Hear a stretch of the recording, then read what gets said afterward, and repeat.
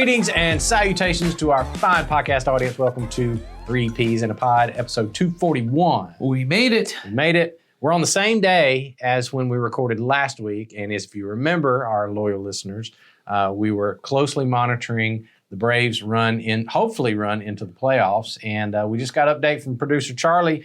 They're up 2-0.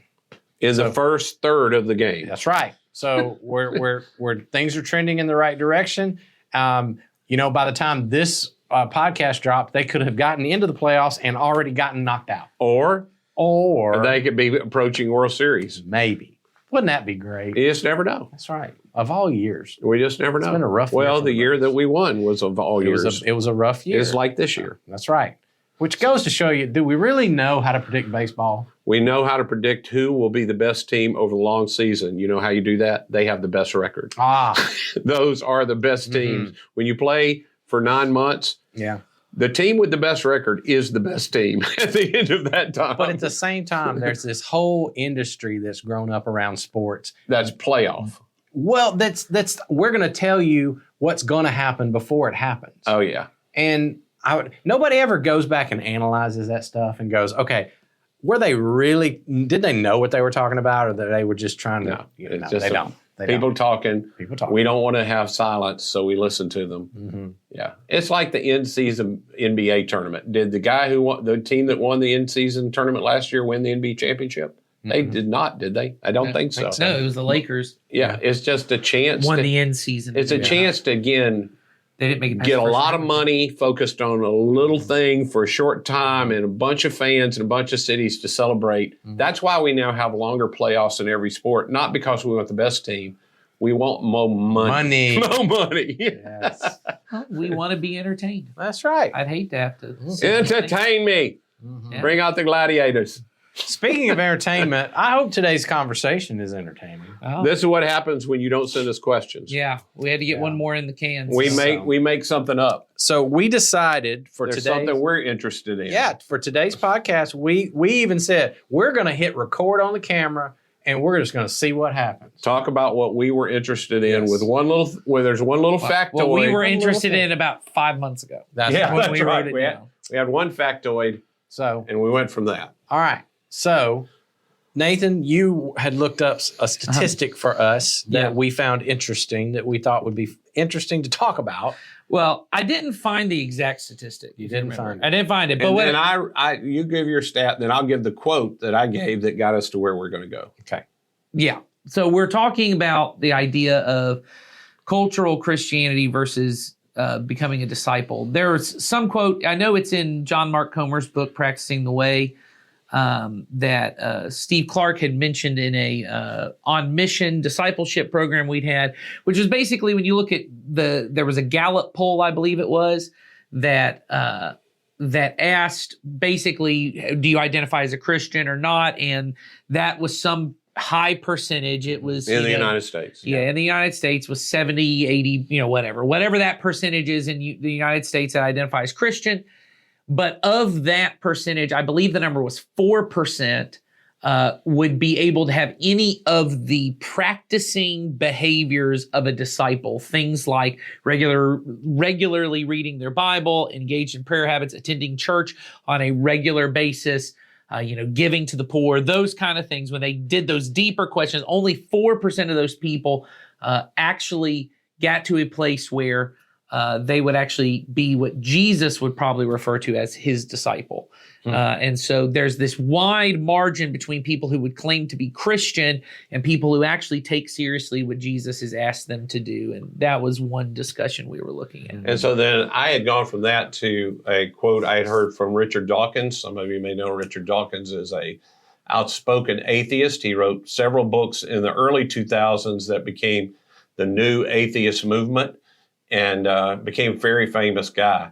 And he has recently this year come out, he's from Great Britain, and said that he is a cultural Christian. And what he said he meant by that is he doesn't believe anything that Christianity believes, but he only wants to live in a country where Christianity is the dominant force because of the values that Christianity backs up. And so with those two things, along with the current movement in our country that a lot of people are talking about, Christian nationalism, and the movement of what people always, there's a voting block apparently of white evangelical that the news media is fascinated with, and pollsters. And there's a large percentage of what now is a voting block of white evangelicals that don't practice any of the things that evangelicals have always practiced. And they don't care about that kind of stuff, but they are the people that are pushing the Ten Commandments, which, by the way, that's an Old Testament thing. That's not a Christian. That's anyway. But anyway, so that's what we decided to talk about. How that came about. What does that have to do with the culture that we currently live in, and how those of us who are followers of Christ ought to be on guard against that kind of stuff? Maybe that's what we should talk about. Well, let's do it. All right. Who wants to go first? About what? Say the question. I didn't really have a question. Okay. This is what happens when we turn the camera. All right. on. Okay. Well, I think the first thing. I mean, if we want to tackle the cultural Christian or the Christian nationalism thing first, I think you have to determine what would make something a Christian nation. And by and large, I think what I at least hear from, I'll say, younger people who I know are in the Christian nationalist movement. I'll see people on TikTok, and it interests me to hear what, I don't agree with them, but I like to listen to other people's thoughts on things. And so when I see it, most of it seems to be around, there's this phrase Judeo-Christian, which isn't a thing. I don't know fully what that means.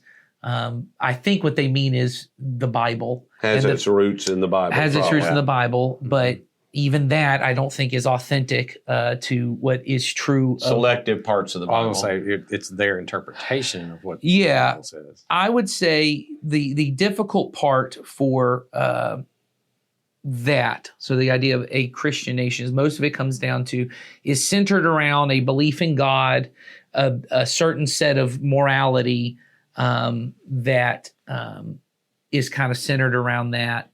But well, I don't want to say historically, the earliest Christians would not have identified Christianity primarily based around a certain set of beliefs, but a certain way of life that is formed out of a certain set of beliefs. In fact, the arguments that people bring in against Christianity of, the Nicene Council and all these different things, they're the ones who formed the belief. Well, they're the ones who kind of codified things, but the reason they codified them was because no one even cared about it until that point. There's a book that I love called The Patient Ferment of the Early Church. Ding! And when they talk about that, the whole point of that book is, until Constantine, Constantine really is one of the first people who says, hey, we should make this about what you believe, not what you do. Well, because he was trying to make a Christian nation. He was trying, when you're trying to form and basically say everyone has to be Christian, I just need to know, do you believe the right things, not if you do the right things. In the first 300 years of the church, it was pretty clear you couldn't come take communion if you hadn't visited a widow or gone to a prison and fed somebody, or taking care of someone who was poor. They'd say, you can't even come take communion because I don't care what you believe. You didn't do any of the stuff.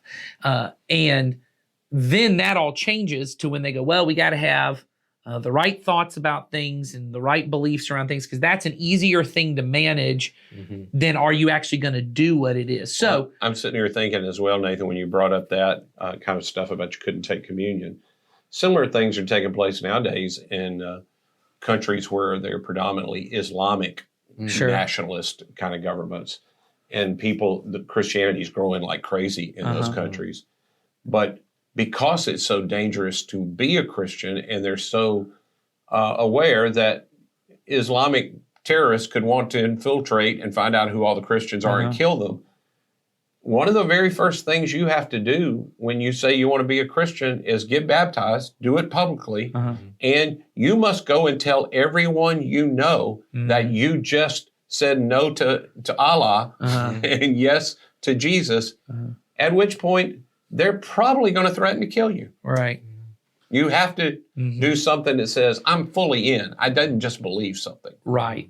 And so when I hear people talk about, whether it's America or not, but everyone I hear is talking about America being a Christian nation, what I'm hearing most people talk about is, well, our founding documents are kind of based on this worldview, or our laws are kind of based around this certain set of morality. But Christian morality is not a set of doctrines or ideas that we hold on to. It really is a life that is formed out of the truth that Jesus died on the cross and rose again. And if that's true, how then should we live? Based on what he taught and how he lived, if he really did die on the cross and rise again, how should you live? And so when you see Paul reference things, or Peter reference things, or James, they're frequently saying, do this as Christ did for you. Forgive as Christ has forgiven you. Submit to one another in this, out of reverence for Christ. Everything is this reference back to a story. So even though it's true there are principles in the teaching of Jesus that anyone can take and apply to their lives, and they'd be good things to apply to your life, they don't really fully make sense apart from the story of Jesus's life. And so taking those concepts and saying, well, everyone should just live them because that's a good moral way. Well, it's only a good moral way if I really believe he died on the cross and rose again. Because forgiving someone who has wronged me, if I don't believe that that's the way the universe now operates based on the kingdom of God that is present, not only sounds foolish, it could be taken to dangerous extremes. Yes. Of course. It can be without rooted in the story of a God who died for sin, therefore sin must also be dealt with. All of that is forgiveness is rooted in all of that. And so when you talk about a Christian nation, I don't know how you build an economy based on Jesus's teachings of sell your possessions and give them to the poor. I mean in a legitimate way. I don't know how you get a functioning empire built on that. I don't know how you build a national defense around turn the other cheek and don't return evil for evil and don't resist an evil person. I don't know how you build a national defense against those kind of things. Well, we may have to accept the fact that nobody really wants to talk about is that nations and empires may in fact not be the work of the Spirit. Amen. Well, that's the natural conclusion, and that maybe when Jesus came and fulfilled all the law and prophets, which people don't want to even talk about the holy nation of Israel, maybe even that nation, That's right. because Peter says now the church, we are Yeah. holy. All the things applied to Israel, Yes. he now applies to us. And so maybe we shouldn't be concerned about empires and nations and borders, because I don't think God is. And I think that's when you when you look at that from a Christian nationalism, Christian nation point of view, that's more of a conceptual, philosophical kind of thought of, I just was recently reading the idea even of nation states, the way we think of them, is a 16th century idea. No one really thought of nation states before because it was all just a king. It was a guy. There was no structure for the nation state. It was this guy and his family, and everyone else was just kind of subservient and paid taxes. The idea that you would give your life for this greater cause of your nation state. If that king and his family got wiped out, you just go to the next king and whatever their thing was, because there wasn't this idea. So that's the bigger conceptual idea. I think when you get to the smaller thing where people get to in politics, and maybe this is the cultural Christianity thing, is, well, then how do I take care of my neighbors? How then do I... Or do I have a responsibility? Or do I have a responsibility? Right. But I think certainly most Christians... cultural or not, you're aware of the teaching of Jesus to love your neighbor as yourself. Even most, and I would say this, even most of I would say nearly all the Christian nationalists that I hear that would say, hey, the Christian should be in charge of the government, they would also say, so that we can love our neighbors the way that God has told us to. It is so that this is the way to love your neighbor. They don't want to, because if you know the Bible, Jesus is pretty clear. Love God and love your neighbor, that's the deal. The question then becomes, what is the way that we actually do love our neighbors based on Jesus's way? Is the best way to do that through political power and through enforcing certain policies? But I'm with you though. I mean, how does that work itself out when the only kind of power that Jesus ever left us with was a power that comes underneath Sure. rather than a power that goes over. It serves my neighbor. Yeah, It doesn't Sure. decide what's best for my neighbor. that's right. Sure. So, I mean, I think what you said earlier is true. How can that ethic be applied in a national kind of situation or a Sure. nation kind It can't be enforced. It just can't be enforced. It must be encouraged. So when you start talking about nations and politics and those kind of things, even cultural values like Richard Dawkins did, I want to live where these are the cultural values. Well, Richard Dawkins needs to start living out those values, Mm-hmm. influencing everybody he can to live those values. And maybe over time that will become, you cannot, by saying, I am going to enforce that everybody has to love their neighbor. I just didn't love any of my neighbors by forcing them to forcing love them. their neighbors. Yeah. Well, and you can't. I can't make you do this thing Well, and live it out. Yeah. and love is a thing that I can't force you to have. That's what I mean. Yeah. And I can demonstrate it. I can live it. I can offer it. yeah, But I cannot make anyone do it. yeah. I think that's the harder struggle when you look at. So I think we're saying the same thing on that. I think then the next level, when you get to cultural Christianity versus disciples, what does it mean to be a cultural Christian? If you take the nationalism part away from it, Mhm. what does it mean to be a cultural Christian versus this 4% thing that we were talking about? Well, the truth is, it would come down the same way. It would get into a vote of what part of the culture Christianity do I want to be a part of the culture I like. Mm-hmm. I mean, he talks specifically, I want to celebrate Christmas. Right. I want to see the church bells ring. I Yes. want to have this feeling. I mean, he was talking about just aesthetic kind of things. That's that right. He enjoyed. People want, but most of those things he mentioned aren't even Christian. No, They're just trappings. that's right. So if you want to then go, I want to remove. I mean, you used the phrase when we were before we pressed record. You want the kingdom, you want the feeling of the kingdom, you want the trappings of the kingdom, or you want some of the blessings. I do want to help. I want us to be nice to each other. That's generally what they mean. They don't mean loving. I want to be nice. Mhm. I want it to be done in certain kind of ways. I want it to, all this kind of stuff. I It's want really, peace on earth, goodwill toward men. yeah. Yeah. You said, I want the kingdom without the king. But I don't want none of Jesus' stuff. Yeah. Yeah. And even if I find out it comes from Jesus, well, that's just a byproduct. It just happens to come right. from Jesus. Mhm. Yeah. Yeah. I think that's been part of, and maybe it's been lost or not. I think when we first started talking this year about this idea of everyone has a story that they want their lives to tell, but our job is to live into Jesus's story. A lot of those thoughts really kind of started with a Christian ethicist named Stanley Hauerwas, and this is kind of his framework for all of these things, in that he says that most of us have this idea that what Jesus came to do was to help me get the story that I would have chosen to be my story. And that his point is ultimately all of our morality as Christians, all of our ethics as Christians only exist within the context of the story of Jesus. Therefore, we have to live it out.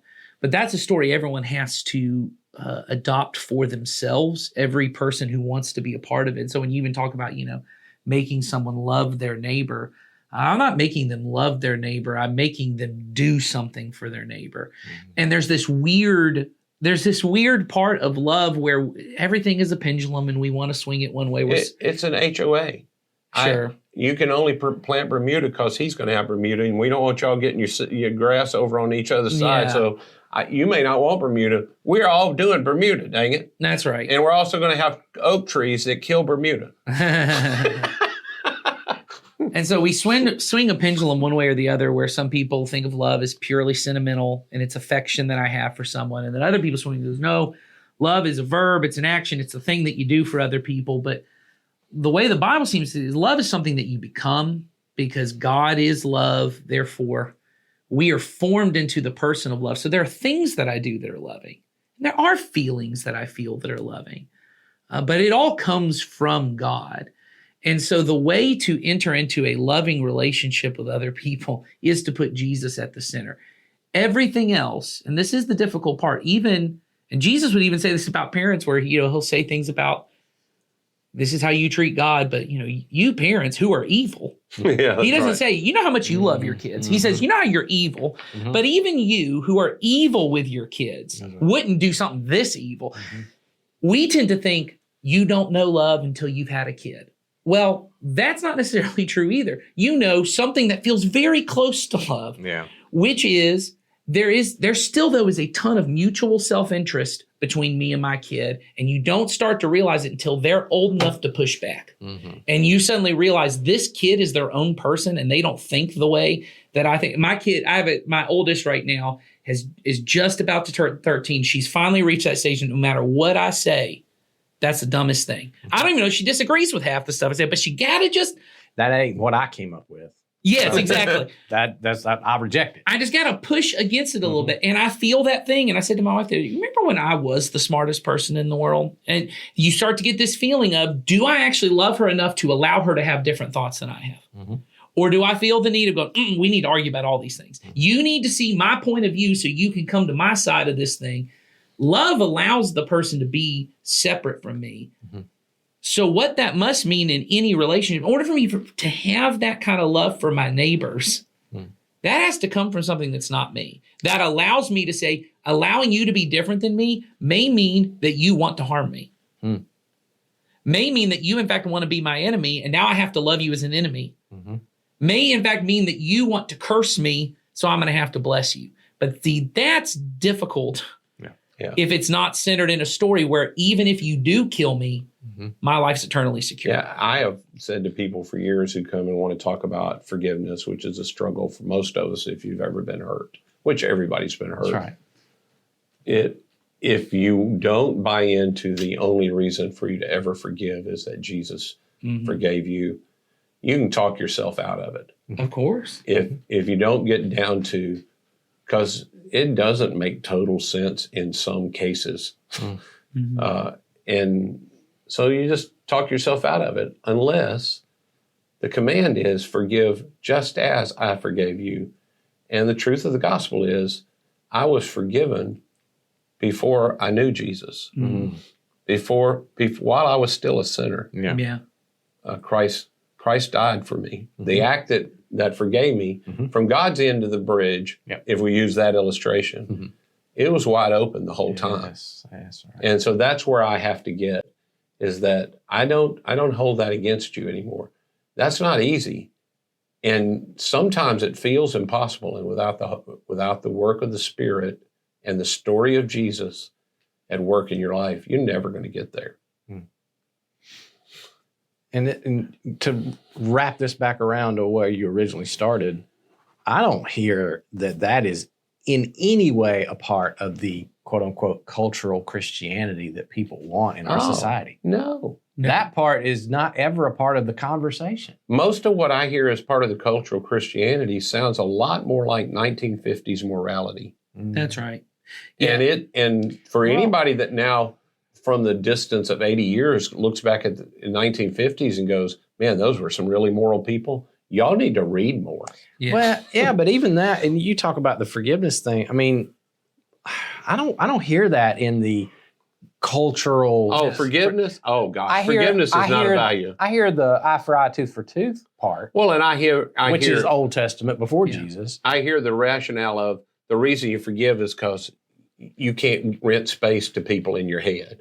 Well, yeah, because it's good for you. It's good for you. I'm doing it for and that'll get you so far. It won't get you completely to forgiveness, has been my experience. Well, and what it may get you to, and I wonder this about even that part where you're talking about of people. So I don't believe everything Jesus does, and I do believe that people who don't believe Jesus still love people, still experience it. But I think we experience it in part, and I don't think it comes from you even when you're doing it. I think what happens is, I do believe there are principles, moral principles that Jesus set up for things, but not in the post-enlightenment way we think of it, of like God set up a watch and the universe is this watch that he set and it's just ticking along. And as long as you're working within those laws of the clock, everything still works. I think it is that God is behind every act of love, every act of charity, every act of forgiveness. And that when you do forgive somebody, the reason that there is some kind of power that gets released in you is you're actually interacting with God, whether you know it or I not. think that's true. You are aligning yourself with him and you're experiencing the peace that comes from you're experiencing these things. The difficult part is It's the helper's high. When you do some kind of act of charity, when you go and give to the poor, whether you think you ought to or you're Yes. supposed to or you just want to, there is a joy that comes from And it's it. why in every culture, there is something, not lots of things maybe, but there are certain values and certain ideas. Every missionary knows this when they go to a culture. There are some values of every culture. I just have to call out and say that is not a God. But the first thing I do is come in and find the things in your culture that do look like the kingdom. That's right. And say, hey, this thing you have, this Christian idea this American idea we have, that really people, because both political parties are this. They just have identified the little guy as someone different. You know, if you're on the right, it might be the little guy is the small business owner who's trying to get their thing together and the government's doing whatever. And this side, it's, well, someone who's been oppressed on this, whatever it is. But even that idea of the little guy, someone should protect them, that is not inherent to the world because before the Enlightenment, before Christianity, that doesn't come about. So we look at them and go, hey, that's a great thing. That's a great thing. You have this heart. Let me show you the full picture you don't see that is Jesus behind this, right? And then there certainly are aspects that aren't. But that comes because when I do that, I'm interacting with Jesus. But I think the bigger part that we have to get to for people when it comes to cultural Christianity is you'll never get to the full picture of it until you eventually say, Jesus is king. This is his story that he is inviting you into. He is inviting you into a story that the way things work, forgiveness is just the way that the kingdom operates. It's the way the world was meant to operate, is that people, I have to say this to my girls, because my girls are, kids are just more honest than everyone else is. But one of my girls said the other day where she had tried to extend some grace to one of her younger sisters. And she said, hey, you can come to my room and you can play with, she got kicked out. She had violated the rules and she got kicked. So she said, you keep telling me Jesus would keep including people. So I'm going to let her come in. Well, then that sister was incredibly careless and ripped up her favorite picture, favorite thing she'd worked on. And she said, she came to me afterwards. She just said, I really want to hurt her. She really hurt me and she doesn't care. And I feel like if I don't hurt her back, that she'll just keep doing it. And this is what she ultimately said. She goes, it feels like what she did to me doesn't matter if I don't do something better. That's right. And so I said, here is the issue. I said, I get it. I feel everything you feel. And honestly, I ain't going to do anything no matter what you determine to do. I said, whatever you determine to do, minus killing her, I ain't even going to get involved. Here's what I want you to think about. You stood in the baptistry. You said, I want Jesus to forgive my sins because I want to live in a world where people don't get what they deserve. You have to determine at some point, do you actually want to live in that world or do you just want to get away with the bad things you did? Because wanting to live in a world where people don't get what they deserve. And that's the story that Jesus is painting, is because Jesus has risen from the dead, that world is the only actual world. That world is here and it is coming in fullness, and that world eventually will destroy the other worlds and it will be the only world that's left. But there is a way currently right now to live in that world, not this world. That's right. And then they go, but that doesn't make sense. And I said, why? Because they're just getting older. And they said, so what you're saying is I should forgive people, and that if they decide they want to come and kill me, then they can kill me. And I said, well, what's the other option? They said, well, if they hit me, because they were talking about, what if someone punches you? And I said, well, you can defend yourself and get away and do that. I said, but your goal is not to hurt them so bad. They go, but I got to make sure they know if they come back, it's going to be worse for them. And I said, so what's the worst thing that happened? Well, they come back and they kill me. And I said, I get that. And that's the worst thing. They said, well, that'll be everything. And then one of my daughters said, well, it's not everything because then you go be with Jesus. It's not everything. Yep. Well, that kind of worldview is only possible Because of the story of Jesus. That's right. because Jesus of the makes that story I possible. live in.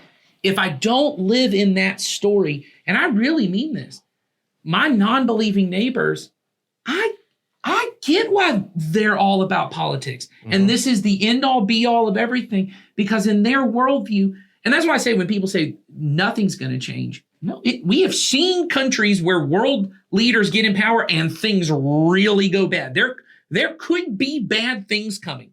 I'm not saying that that's not necessarily true. Mm-hmm. What I'm saying is that does not affect the kingdom that I live in. Yes. That does not affect there are real people whose real lives are going to be affected. And my job is to come alongside them with the amount of blessing I can have to love and bless them and maybe defend them. And maybe if one thing that I have to help them is the vote I've been given. And so I want to use my voice and say, hey, I'm going to throw myself in with people I think will help my neighbors. I think that is perfectly legitimate. I think that is perfectly an acceptable way for Christians to get involved. I just don't get why Christians would believe if this person comes to power and it does go horrible and our lives are threatened, that somehow that's the end of the work that Jesus is doing in the world. That does not seem to be the story that I bought into. That's right. Yes. That's it. So we got 30 minutes of that. Mm-hmm. There we go. And so that's enough time. And this room is getting a little hot. I agree. It is. It's a little It's a little stuffy. stuffy. So we're going to, what's the score, Charlie? 3-0 Braves. 3-0 Braves. What Still inning? going. What inning? Bottom of 6th. Bottom of the sixth. All right, we're through the second we third. may be making it into the playoffs. Yay. So we will continue on that track. Send us more questions and you won't get 30 minutes of that rambling. ranting. No. But we just did it. So maybe they want Oh, more we of have that. we have a ranting. We can do some more ranting. We got ranting. We got about it. other topics we could go on. So you make the choice. So we'll see you next week. Bye.